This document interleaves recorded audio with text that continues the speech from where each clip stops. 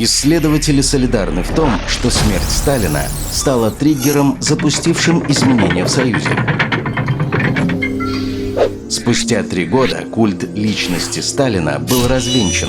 В советской стране наступила оттепель, однако системных изменений не произошло. Вы смотрите вторую лекцию проекта «ДЕРС» по истории национального движения крымских татар. Уже начиная с 1957 года с крымских татар были сняты ограничения спецпоселенцев. Они уже могли перемещаться по стране, но дорога в Крым была по-прежнему закрыта. Первыми обратиться к властям попытались бывшие партийные работники, то есть те, кто до депортации считался крымско-татарской политической элитой. Крымско-татарская проблема стала подниматься в форме петиций, частных и коллективных.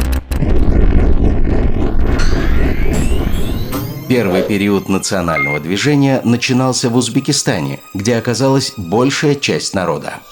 Чтобы ставить подписи под петициями, необходимо было ходить по домам, собирать сведения о своих соотечественниках. Так стали появляться инициативные группы «Ноу-хау крымских татар». Группы создавались на улицах, кварталах, районах и городах. Это были группы без лидеров, без руководящих центров. Членство в группе определялось лишь желанием внести свою лепту в общенациональное дело. Инициативные группы проводили собрания. На таких встречах крымские татары обменивались последними новостями, составляли и утверждали тексты петиций. Был еще один уникальный механизм – мандаты доверия представителям народа, которые обращались к власти. Избранные представители обязаны были отчитываться о проделанной работе. В ответ на такую активность уже в 60-х годах начались репрессии. Историк Гульнара Бекирова в своей книге «Крымско-татарская проблема в СССР» пишет о первых судах в 1961 году.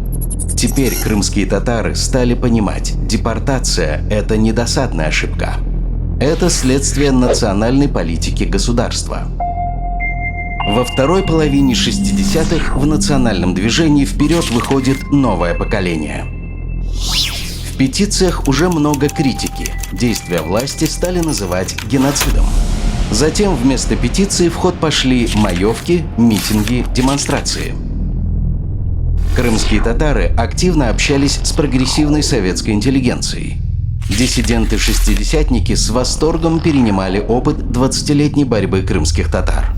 Благодаря связям московского правозащитного движения удалось выйти и на западное сообщество. Словосочетание «крымско-татарский вопрос» зазвучало на весь мир.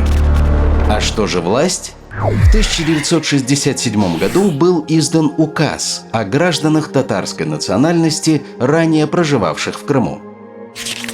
Он зафиксировал: нет крымских татар, есть граждане татарской национальности. Неуверенно, но все же озвучил тезис о снятии обвинений в измене родине. Декларировал право крымских татар расселяться по всей территории СССР и в Крыму. Правда, вместе с этим власти ужесточили паспортный режим. А в Крыму были и неписанные нормы – крымских татар не пускать и не прописывать. Но для народа это был сигнал к возвращению на родину – в Крым. Продолжение в следующих сериях.